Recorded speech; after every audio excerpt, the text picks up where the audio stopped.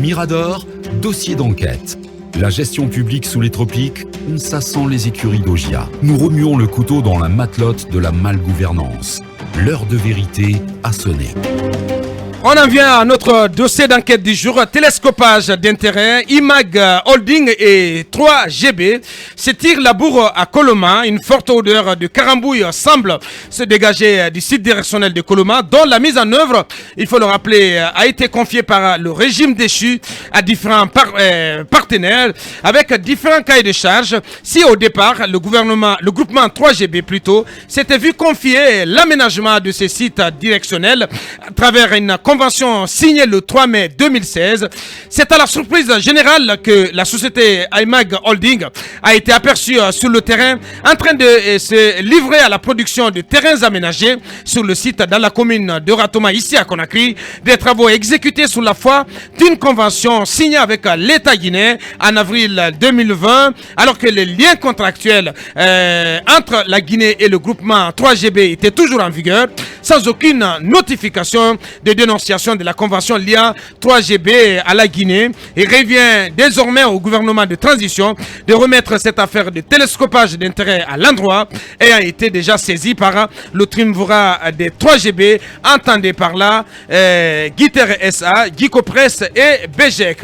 Akumba Diallo, au commencement, il y a eu 7 signatures de convention de partenariat public-privé le 3 mai 2016 entre le groupement des 3GB constitué de Guiter SA, de Gico Press BTP et de BGEC et l'État guinéen pour la mise en valeur du centre directionnel de Coloma pour planter le décor. Oui, tout à fait, monsieur Aboubakar. C'est le 3 mai 2016, comme vous l'avez dit, que le gouvernement guinéen et le groupement Guiter, Gico Press, BTP, BGEC, c'est-à-dire que ces 3 sociétés de droit guinéennes se sont réunies pour créer un groupement d'intérêt économique appelé 3GB. Les G représentent Gico Press et Guiter et le B, BGEC. Donc, ces 3 sociétés ont conclu les termes de l'avenant numéro 1 à la convention de partenariat public-privé pour la mise en œuvre du projet d'aménagement du centre directionnel de Coloma et la construction du siège du ministère de la ville, de la ville et de l'aménagement du territoire. C'était le 3 juillet 2015. Site qui, il faut le rappeler, a été vidé de ses occupants sous la Deuxième République, vous vous rappellerez, du collectif de victimes de Caporora et de Dimes. Bien, mais depuis cette signature à Kumba, aucune brique n'a été posée sur ce centre directionnel de Coloma jusqu'à l'avènement du CNRD. C'est là qu'on apprend la présence d'un autre partenaire dénommé IMAG Holding dans le jeu.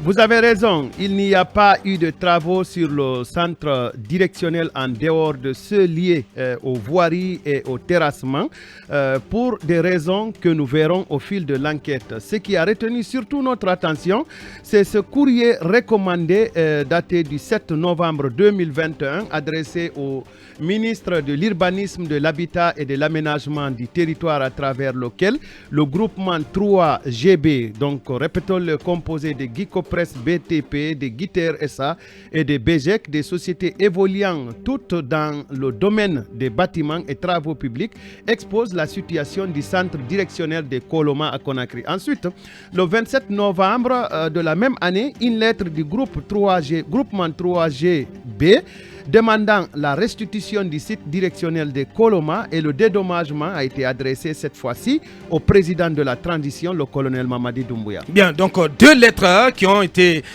adressées par ce groupement des 3GB, l'une au ministre Ousmane Gawal Diallo et l'autre donc c'était le 27 novembre dernier au président de la transition. Que contiennent de manière explicite ces 2 correspondances à Kumba? Les responsables du groupement 3GB ont rappelé dans les 2 correspondances la conclusion le 3 juillet 2015 en leur faveur d'une convention de financement et de réalisation du projet d'aménagement du 10 centre directionnel et la perspective d'y construire le siège du département de la ville et de l'aménagement du territoire. Rappelant que cette convention avait été promulguée par le président Alpha Condé à travers le décret numéro 0210 du 23 juillet 2015 portant promulgation de la loi numéro 023 Assemblée nationale du 10 septembre 2015 portant autorisation de ratification. Par la suite, le 3 mai de la même année, les parties ont conclu un avenant fixant la règle d'évaluation des investissements, le délai de délivrance de l'hypothèque sur les 100 hectares couverts par le site, les conditions de mobilisation, les études techniques préalables, le délai d'indemnisation et de la libération des emprises. Comment, cette question pour vous, Akumba, comment le groupement 3GB justifie-t-il tout ce retard accusé dans l'aménagement de ce site? Quand il a été invité de démarrer les travaux d'aménagement du site comme requis par la Convention le 25 novembre 2015 par une lettre du ministre de la Ville et de l'Aménagement du Territoire d'alors Luceni Camara, le groupement 3GB a noté avoir découvert au cours de la prospection et la délimitation de la zone parcellaire des anomalies au niveau de la situation foncière de la zone, ce qui a conduit au choix d'un cabinet d'études techniques pour les études exécutives. Ensuite, le 12 novembre de la même année, le premier président de la Cour d'appel de Conakry, Seydou Keita, a pris l'ordonnance numéro 540, infirmant l'ordonnance numéro 489 du tribunal de première instance de Dixine du 9 novembre, portant rejet d'une requête aux fins d'ordonner l'arrêt des travaux sur le centre directionnel de Koloma. Et c'est alors que survient dans le jeu un deuxième larron dénommé IMAG Holding.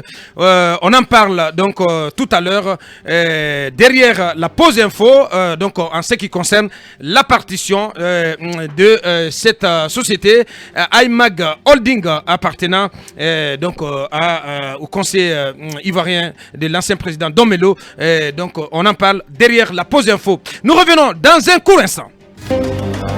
On enchaîne, on poursuit ce dossier d'enquête donc avec comment on appelle ça, cette société dénommée IMAG Holding, donc qui va surgir et qui va donc faire irruption plutôt dans ce dossier relatif à l'aménagement du site directionnel de Koloma. Akumba, dites-nous comment cette société a fait irruption justement sur ce site directionnel de Koloma. Bakar, c'est contre toute attente que le groupement 3GB dit avoir constaté l'irruption sur le domaine de la société IMAG Holding qui entreprendra elle aussi des travaux sur le site directionnel de Koloma, alors que les liens contractuels entre la Guinée et le groupement 3GB que nous avons évoqué plus haut sont toujours en vigueur, sans aucune notification de dénonciation de la convention liant 3GB à la Guinée. Ainsi, les responsables du groupement 3GB, à savoir Kelfara Camara, que d'aucuns appellent KPC, je ne sais pas si ça lui convient toujours, pour Guico Press, Ansouman Kaba pour Guiter SA et Lansine Dabo pour Bejek, ont imploré le gouvernement pour que force reste à la loi contre ce qu'ils considèrent comme une occupation illégale par IMAG. C'est pourquoi, répétons-le, statuant à nouveau, la Cour d'appel de Conakry a instruit l'arrêt immédiat de tous les travaux entrepris par toute personne physique ou morale sur le centre directionnel de Koloma, objet de la convention de partenariat public-privé entre le groupement 3GB et la Guinée. Donc l'information, c'est que la Cour d'appel récemment donc a décidé, a ordonné l'arrêt de tous les travaux sur ce site. Oui, pour toute personne physique et morale, donc y compris IMAG. Y compris IMAG. Oui. IMAG Akumba ne peut pas quand même pas commettre l'imprudence d'engager des travaux sur un site sans aucune convention quand même, Akumba. Abakar, notre enquête a permis de découvrir qu'en avril 2020, la Guinée et la société IMAG Holding, qui regroupe des intérêts ivoiriens, avaient conclu une convention de partenariat public-privé de leur côté pour la production de terrains d'aménagement au centre directionnel de Koloma. Retenez qu'il s'agit du même centre dans la commune de Ratoma.